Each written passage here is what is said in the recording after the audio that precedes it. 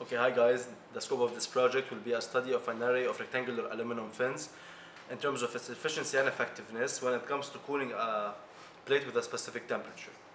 Well, its main goal will be to compare the numerical solution versus the analytical solution provided by the formulas available in the literature, of course. Let's start by loading up the project. This is the geometry. Okay, as you can see here, the enclosure is made of air, and we can see 6 aluminum array of rectangular fins of 80 by 100 millimeters wide.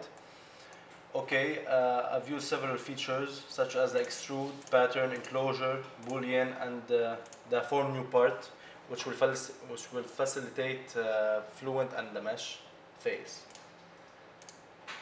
I will be switching to the mesh.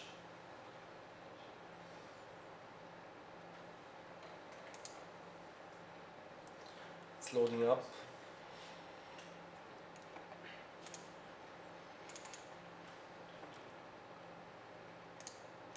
Okay, as you can see here, I've used face sizing and edge sizing. In terms of the face sizing, it's been applied on all of the faces except at the base with a default growth rate.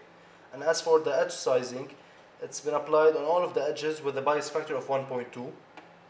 The name selection comprises of the fin base, air inlet, air outlet, symmetry, air base, fin base, and the fin surfaces, which comprises of all the surfaces except the surfaces at the base. Okay, as for the mesh, we can realize an orthogonal quality with a minimum of 0.22. As for the skewness, its maximum is about 0.80. Okay, I'll be showing you finally a section plane. As you can see, the mesh is clustered at the boundaries between the air and the fins. Okay, I'll be switching to the fluent phase right now.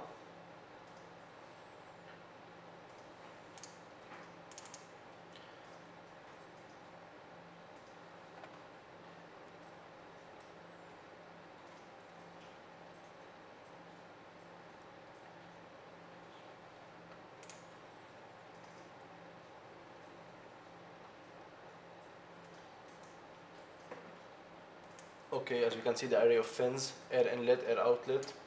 Okay, let's start. General, pressure based, time steady. Energy equation on viscous, I will use the laminar model, because by calculating the Reynolds number with a velocity of 2 meters per second of air inlet, it was shown that the flow is laminar. As for the material, I will be using air and aluminum. Cell zone conditions, for part fin 1 until part fin 6, I'll be using aluminum.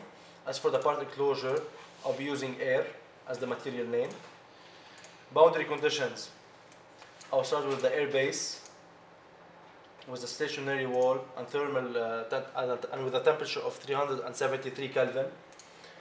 Air inlet, the type will be a velocity inlet with a velocity of 2 meters per second. Air outlet isn't really important because Fluent will calculate it.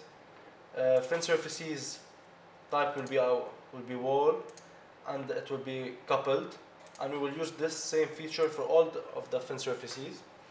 As for the symmetry, it will be a wall and with a heat flux of 0 watt per meter square.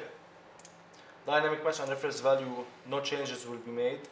Solution method will be simple or coupled, and usually coupled. And as for the spatial discretization, I will be using second order upwind for the momentum and energy in order to have better and accurate results. Okay, and then in the monitor I will add the temperature contour, temperature graph, just to see what's happening at the temperature level as the iteration goes by, and at the fin surfaces. Okay, I will initialize the solution, then I will click run with a number of iterations of about 240. Well, I've solved this Fluent case, and I'll be showing you right now the solution I got. As for the results,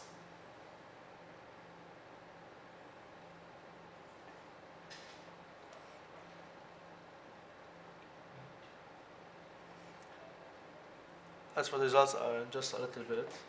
Let's wait a little bit. It's loading. As you can see, by pressing the temperature contour, I've got this. I've received this temperature variation. As you can see, the plate is hot and the heat is dissipating. Okay, and I'll be showing you last but not least the temperature distribution. I'll go back to the fluent phase, and I'll be plotting the temperature distribution at a specific line along a fin. I've chosen as coordinate these coordinates. These are the coordinates I'll be using for the temperature distribution. I've chosen it on a specific fin. These are the coordinates.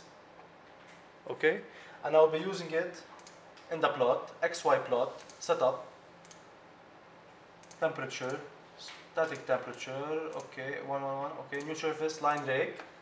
Okay, I'll be adding these here, 0.05, 0.0005, 0 meters, then the same, 0.0005, and then 0.08. Okay, to be called line 29. I will choose it and then plot it.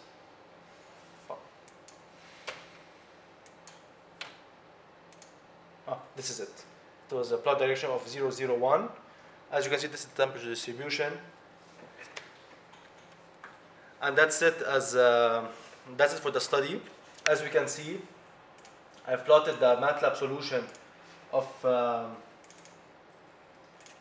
the analytical versus numerical solution, and I've received, just one second. This is the analytical versus the numerical solution. I've calculated the temperature distribution along this fin.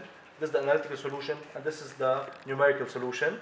As you can see, the error is quite small, and this error is mainly due to the approximation I've used in the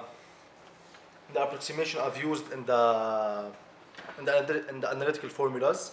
And as you can see, by comparing the efficiency and effectiveness in the analytical solution, by calculating it, I've received an efficiency of 65.1%, an effectiveness of 7.88, a heat rate of 85.596 watts, whereas the numerical solution given by Ansys gave me an efficiency of 64%, an effectiveness of 7.415, and a heat rate of 80.5 watt. The error is really small, and as I said before, the errors are due to the assumptions made in the analytical solution to simplify the equation. I would like to thank you for hearing me, and if you have any comments, please write them in the comments tab.